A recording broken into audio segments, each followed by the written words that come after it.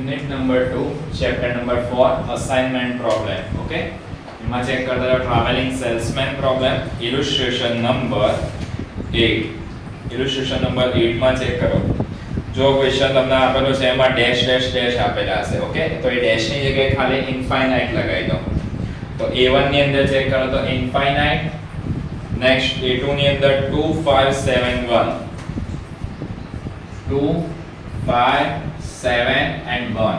Next 6 infinite 3 8 2. Next 8 7 infinite 4 and 7. 12 4 6 infinite 5.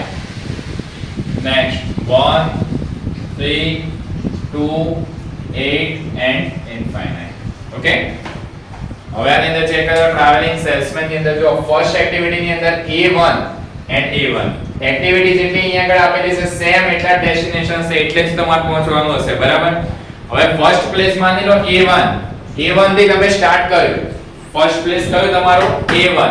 તો A1 થી start કરો તો બધી એક્ટિવિટી કવર કરીને આવવાનું. ટોટલ 5 એક્ટિવિટીઝ છે બધી એક્ટિવિટીઝ ને કવર કરીને આવો. ઓકે એન્ડ રિટર્ન પાછા A1 એ આવી જવાનું. રિટર્ન A1 સુધી પહોંચવાનું છે. Okay done. આ ફર્સ્ટ પોઈન્ટ. કોઈ બી એક્ટિવિટી અહીંયા આગળની માની લો વચ્ચેનું કોઈ બી ડેસ્ટિનેશન આપેલું હોય રિપીટ ના થવું જોઈએ. લાઈક ધેટ ફર્સ્ટ ટાઈમે A3 એ પહોંચ્યા. A3 થી A4 આવી ગયા તો A4 થી A3 એ રિટર્ન નહીં થવાનું.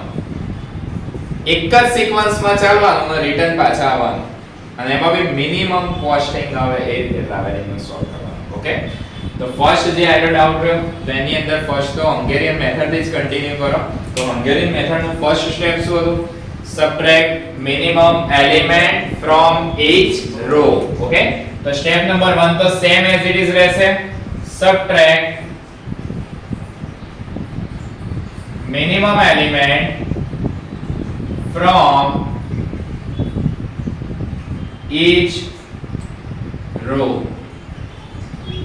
चलो मिनिमम एलिमेंट सिलेक्ट करो तो 1 next minimum element 2 next minimum 4 next minimum 4 and next minimum 1.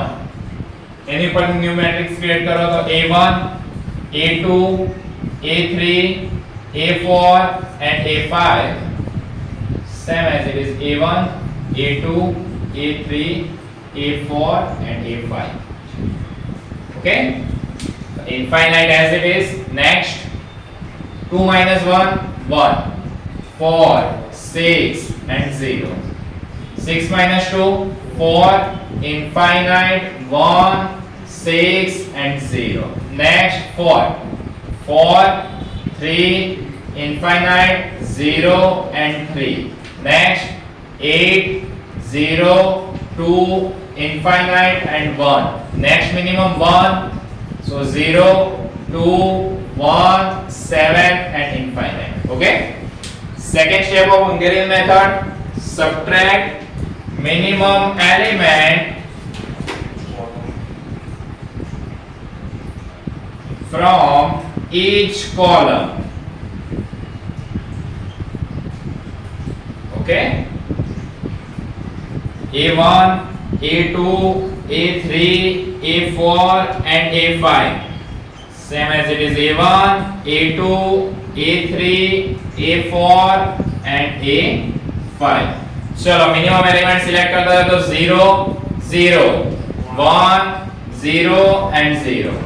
Okay तो बाकीની ચાર કોલમ તો સેમ જ રહેશે. ઓન્લી ફોર ચેન્જીસ અહીંયા આગળ આવશે તો સેમ કોલમમાં એના આન્સર લખી દે તો minus infinite 4 4 8 and 0 1 infinite 3 0 2 0 infinite 1 sorry 4 minus 1 3 1 minus 1 0 infinite 1 and 0. Okay, again 6 6 0 infinite and 7 0 0 3 1 and infinite.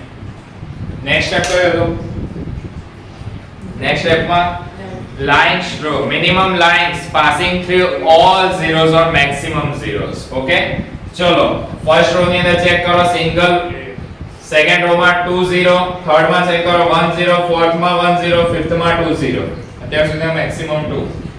First column 1 0 1 0 2 0 1 0 and 2 0. તો મેક્સિમમ zeros કેટલા આયા? 2 આયા. 2 થી કવર કરી દે તો ફર્સ્ટ એન્ડ સેકન્ડ.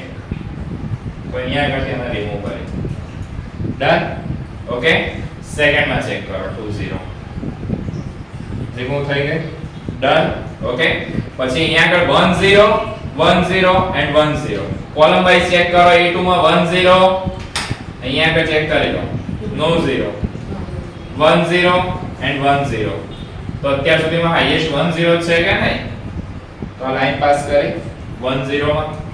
સેકન્ડ ની અંદર અહીંયા આગળ લાઈન પાસ થશે 1 0 માં એન્ડ આ. Clear? minimum lines passing through zeros are 5. Okay, and the number of rows and number of column all are 5. Okay, બંને જો સેમ આવી જાય તમારે અસાઇનમેન્ટ કરવાનું, વર્ક અસાઇન કરો. હવે જે અસાઇન કરો એમાં એટલી વસ્તુ યાદ રાખો કે એક્ટિવિટીઝ A થી સ્ટાર્ટ થવી જોઈએ, બટ ફર્સ્ટ એક્ટિવિટી ત્યાંથી સ્ટાર્ટ કરો કે રિટર્ન બી તમારે ત્યાં જવાનું. કોઈ બી એક્ટિવિટી રિપીટ ના થવી જોઈએ. તો હવે જસ્ટ ખાલી અસાઇન કરતા જાવ. જો તો અહીંયા આપણે લખી દઈએ A1 A2 A3 A4 and A5. same A1 A2 A3 A4 and A5.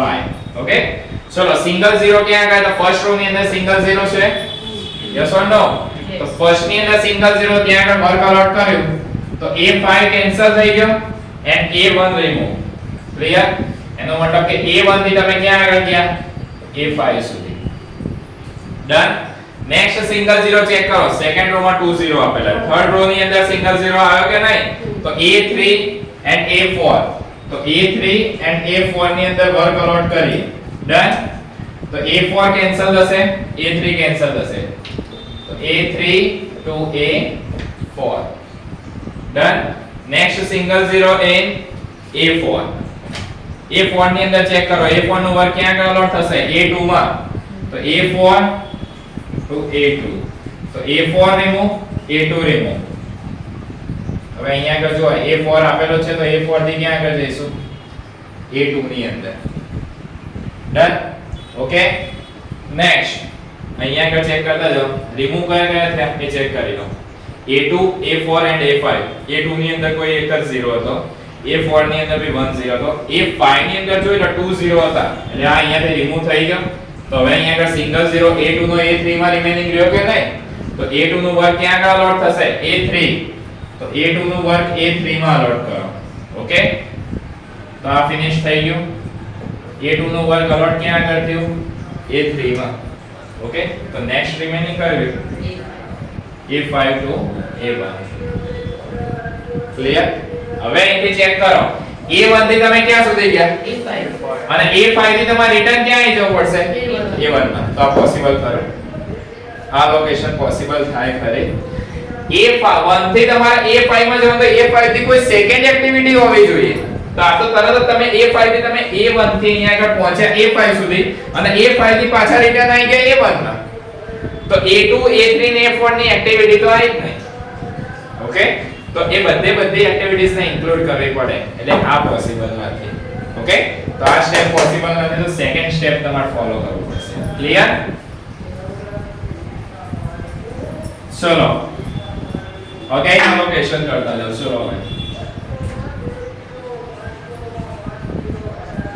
A1 A2 A3 A4 and A5. Okay, A1 A2 A3 A4 and A5. Done? Okay, ચલો ફર્સ્ટ ની અંદર ચેક કરતા જાઓ કે અહીંયા આગળ સિંગલ 0 માં તમે A1 થી અહીંયા આગળ ચેક કરો તો A1 થી તમે ગયા ક્યાં આગળ? A5 સુધી. તો A5 થી ગયા હતા તો A5 થી પાછા તમે રિટર્ન આવી ગયા હતા કે નહીં? ઓકે, તો એને રિમૂવ કરો અત્યારે. A1 થી A5 સુધી તો નહીં જ જવાય કારણ કે તમે A5 થી તો પાછા રિટર્ન આવી ગયા. તો 0 પછીનો નેક્સ્ટ મિનિમમ એલિમેન્ટ સિલેક્ટ કરો. તો 0 પછીનો નેક્સ્ટ મિનિમમ એલિમેન્ટ કયો? 1. તો અહીંયા હું અલોકેશન કરીને ટ્રાય કરું. ઓકે, તો A1 નું અલોકેશન માની લો કે A2 માં કર્યું તમે. A1 નું અલોકેશન ક્યાં આગળ કર્યું છે? A2 માં. તો A1 and A2. તો અહીંયા આગળ રિમૂવ કઈ થશે? તો A2 રિમૂવ થઈ ગઈ. ઓકે, and A1 રિમૂવ થઈ ગઈ. ડન. એટલે આની અંદર કોઈ સેકન્ડ 0 હતો? યસ. કયા સ્ટેપ ઉપર હતો? A4 ઉપર. તો એના અત્યારે રિમૂવ જ કરી નાખજો. ઓકે, નેક્સ્ટ ની અંદર જો અલોકેશન બીજે ક્યાં આગળ થશે? તો જો A1 નો અહીંયા આગળ એક 0 હતો, હાઈરો રિમૂવ થઈ ગયો. ઓકે, હવે નેક્સ્ટ અલોકેશન ક્યાં આગળ થશે? સિંગલ 0 વાળું ચેક કરો. A3 નું A4 માં A3 નું અલોકેશન A4 માં થશે કે નહીં? તો A3 to A4, A3 to A4.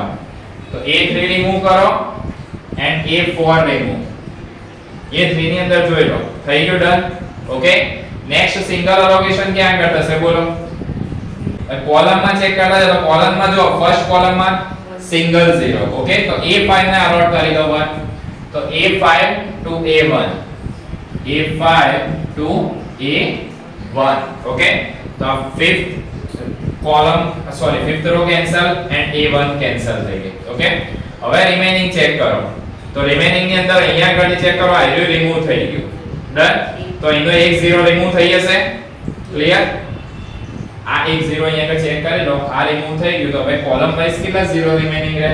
આ સિંગલ 0 જ રહ્યો કે નહીં રિમેનિંગ? તો કારણ કે આ 0 રિમૂવ થઈ ગયો. તો A3 નું વર્ક ક્યાં આગળ અલોટ થશે? અહીંયા આગળ જો A2 and A3 માં કનેક્ટ થશે. તો A2 and A3. તો A2 ની પાછળ કનેક્ટ થઈ ગયું. A2 tends to A3 and last કયું રહ્યું? તો A4 and remaining કયું રહ્યું? A5. ક્લિયર? હવે ખાલી ચેક કરતા જાઓ. જો તો A1 થી તમે ગયા ક્યાં આગળ? A2 to A3, next A3 to A4, A4 to A5 and A5 to A1. आई गया रिटर्न. ओके, तो A1 to A2, A3, A4, A5 and A1. તમારો જે પ્રોબ્લેમ હતો એ તમે રિટર્ન આવી ગયા. ક્લિયર? ઓકે, હવે એનો ટાઈમિંગ ચેક કરતા જાવ. ચલો, તેનો ટાઈમ ચેક કરી લો. તો કેટલો ટાઈમિંગ રહેશે? તો A1 to A2 no timing જો, A1 and A2 નો ટાઈમ ચેક કરો. તો A1 and A2 નો time, A1 and A2 2 hours. Okay, plus A2 A3 3 plus 4 plus 5 plus 1. Total check कर लो. टोटल टाइम 15 आई गया. सॉरी, આ કોસ્ટિંગ આપેલી. ઓકે, એટલે ટાઈમ અહીંયા કેટલી કોસ્ટિંગ થઈ? 15 રૂપીસ ને મિનિમમ કોસ્ટિંગ થઈ. ડન? ક્લિયર?